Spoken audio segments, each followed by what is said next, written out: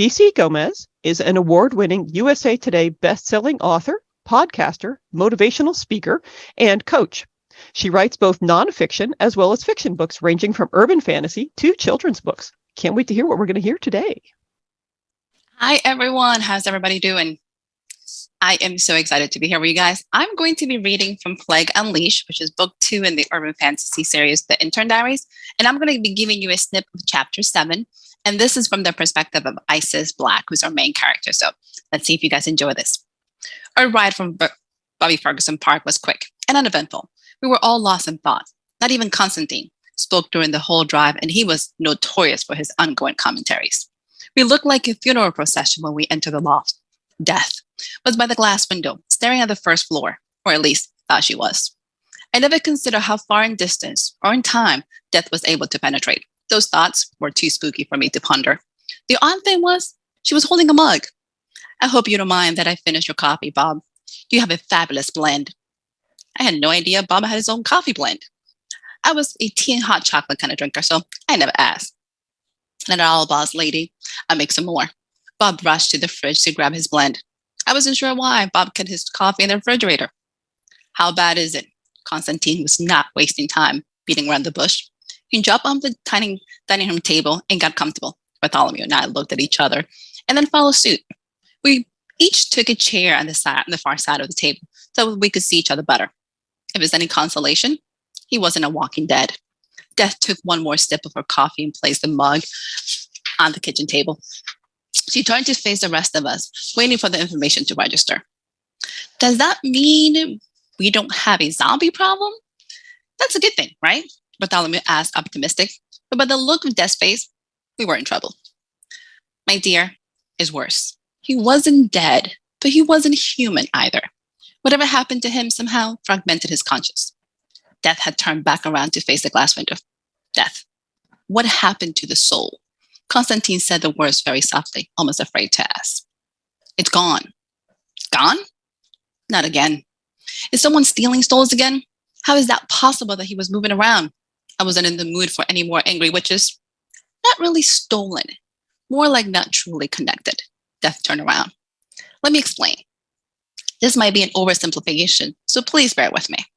When a human being dies, the mind and the soul forge into one so they can transcend the body. They become part of the higher consciousness. The mind grounds the soul to the world while the soul waits for nirvana. Hence the reason we can transport them to the next stage. In this case, the mind was gone. There was nothing there to direct the soul in the process, so the soul was banished from existence. Is that what happens to people when they're in a vegetable state? Bob asked from the kitchen counter as he poured Death more coffee. He handed her the mug. Thank you, Bob. Not really. In a vegetable state, the soul and mind are still fully conscious, while the body is not reacting.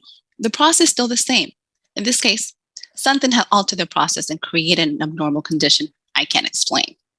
The fact that Death couldn't explain, that was even scarier to me. Just to confirm, you don't have the soul? Constantine asked. Death shook her head. That was the reason she was upset. A soul was lost, and there was no way for us to find it. We were in some serious trouble. How many more are there? She was looking out the window again as she spoke. He was the third one I seen, but the only one that has died. I volunteered the information since nobody else was going to do it. Complicated. They're vicious and dangerous, but if you kill them, their souls end up in limbo. We need to figure out what caused this and reverse it. In the meantime, find a way to contain the victims and not kill them. Death looked at us expectantly. Unfortunately, Isis, your gifts are not going to work with them since they don't have consciousness. Oh, this was getting better and better. That's all? For a moment, I thought it was going to be something hard. You wouldn't happen to know who exactly is causing this by any chance. Constantine was dripping with sarcasm. Apparently, Death ignored it since she smiled. I can only think of one being capable of causing this results. Bartholomew, dear, do you mind connecting me to my sister Pestilence, please? Bartholomew jumped from his seat and headed for his command center. Big screen? He asked as he approached the desk. Of course. Nothing small for her. Death answered as she walked behind him. Sister? Wait, Death has a sister? I asked Constantine in the most urgent tone I could find while keeping my voice low. Of course, she's the oldest of four. Duh. Constantine replied like I was supposed to know this. Wait, what? Dad has two more siblings? I was dumbfounded. When did this happen? Constantine walked over to me and slapped me over the head. Ouch! I yelled, not because it hurt, but for the principle of the matter. Thank God his class were not out. Seriously, girl, aren't you Catholic or something? Doesn't Father Francis have Sunday school for adults? He was looking serious. I was Catholic, probably not a very good one by the looks of it. I'm so lost, Constantine. Just tell me. I wasn't too proud to ask. You heard of the book of Revelation, right? The last one in the Bible? Ring a bell? Constantine looked at me, focused as he spoke, so I just nodded. I was afraid to open my mouth and sound even dumber. That's a blessing. The four horsemen of the apocalypse are death and the rest of the siblings. Oh God, is Judgment Day coming? Is this the apocalypse? My voice cracked. I was on the verge of panic. How did I miss this? If I worked for death, did that mean the other horsemen were also real? I was going to faint. Isis, calm the hell down and shut up. This is not the apocalypse is happening. That only happens when all four horsemen get together, and this hardly warrants a family reunion. By the way, that piece of information was in your manual. When are you planning to read the darn thing? Constantine had a way of stopping my rambling hysterics with facts. I was going to burn that manual. Well, I wasn't sure how to reply.